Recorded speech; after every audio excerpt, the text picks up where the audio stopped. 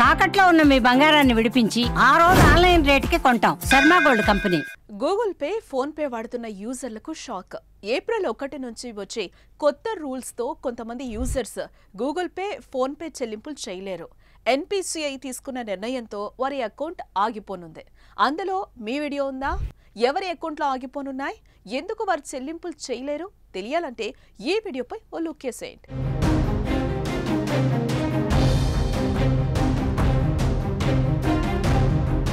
చిన్న కిరాణా కొట్టు నుంచి సూపర్ మార్కెట్ దాకా ప్రస్తుతం అన్ని డిజిటల్ చెల్లింపులే కదా. కరెన్సీ నోట్ల వాడకం తగ్గిపోయి దేశంలో యూపీఐ పేమెంట్స్ చేయడం భారీగా పెరిగిపోయింది. డిజిటల్ చెల్లింపు కోసం ఎన్నో యాప్స్ అందుబాటులో ఉన్నాయి. బ్యాంక్ అకౌంట్కి లింక్ చేసిన ఫోన్ నెంబర్ ద్వారా పేమెంట్స్ చేస్తున్నారు. అకౌంట్కు లింక్ అయినా, ఫోన్ నెంబర్ యాక్టివ్గా ఉన్నా లేకపోయినా ఇప్పటి వరకు పేమెంట్స్ జరిగేవే. అవకాశం ఉంది, కానీ ఇకపై అలా కుదరదు.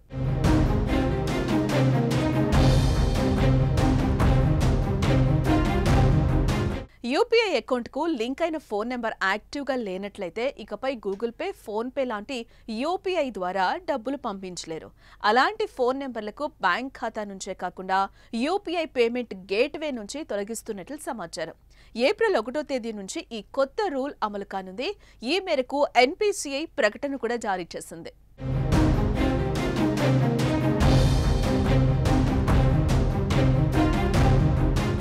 ప్రస్తుతం సైబర్ క్రైమ్లు భారీగా జరుగుతున్నాయి. సైబర్ నేరగాళ్లు కొత్త పంథాలను ఎంచుకుని అకౌంట్ల నుంచి డబ్బులను లాగిస్తున్నారు. ప్రధానంగా యూపీఐ యాప్లను ఉపయోగించుకుని మోసాలకు తెరలేపుతున్నారు. ఈ క్రమంలోనే ఎన్పీసీఐ ఈ నిర్ణయం తీసుకుంది. ఉపయోగంలో లేని ఫోన్ నెంబర్స్ ఉపయోగించుకుని యూపీఐ బ్యాంకింగ్ వ్యవస్థల్లో మోసాలకు తెరపడే అవకాశం ఉందనే ఉద్దేశంతో ముందు జాగ్రత్తలు తీసుకుంటోంది.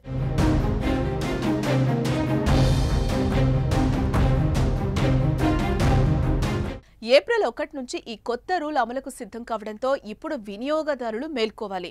యూపీఐ అకౌంట్, బ్యాంక్ అకౌంట్కు లింక్ ఉన్న మీ ఫోన్ నెంబర్ యాక్టివ్ లేకపోతే దానిని వినియోగంలోకి తెచ్చుకోవాలి. లేదా యూపీఐ లావాదేవీలు సవ్యంగా సాగాలంటే తప్పనిసరిగా యాక్టివ్గా ఉన్న మొబైల్ నెంబర్స్ను మాత్రమే లింక్ చేయాలి.